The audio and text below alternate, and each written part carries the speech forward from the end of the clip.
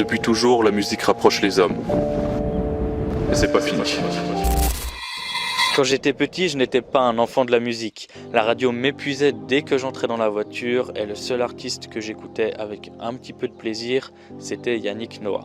J'ai mis des années à comprendre à quel point la musique pouvait être une source d'émotions, autant positives que négative. Depuis ce jour, il ne se passe pas 24 heures sans que des dizaines de morceaux entrent dans mes oreilles. En 2022, je vis mes tout premiers concerts et je découvre très vite à quel point la musique rapproche les hommes. Il m'a pas fallu longtemps pour comprendre que j'avais entièrement ma place dans les salles où le nombre des décibels et de la température sont les mêmes. À ce moment-là, j'ai donc décidé de mêler mes deux passions, la musique et l'image.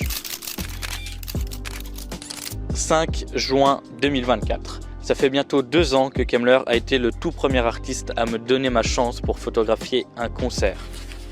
Mais depuis des mois, je cherche un moyen de vous partager encore plus cette passion que j'ai pour la musique. J'ai toujours été le premier à vouloir vous faire découvrir des artistes, vous partager mes bons moments en concert ou de belles anecdotes. Mais au lieu de faire ça de manière un peu improvisée en story, est-ce que ces belles anecdotes et ces beaux moments vécus en concert ne pourraient pas devenir votre quotidien sur vos écrans? Aujourd'hui, j'ai le plaisir de vous annoncer le lancement de Sonatine, mon média entièrement dédié à la musique. Des actus, des interviews, des reportages et des photos de concerts et encore plein d'autres contenus réalisés par l'équipe de Sonatine vous attendent dès demain sur vos écrans. De mon côté, je vous remercie beaucoup pour le soutien que vous m'apportez et je vous remercierai encore plus si vous faites vivre ce média.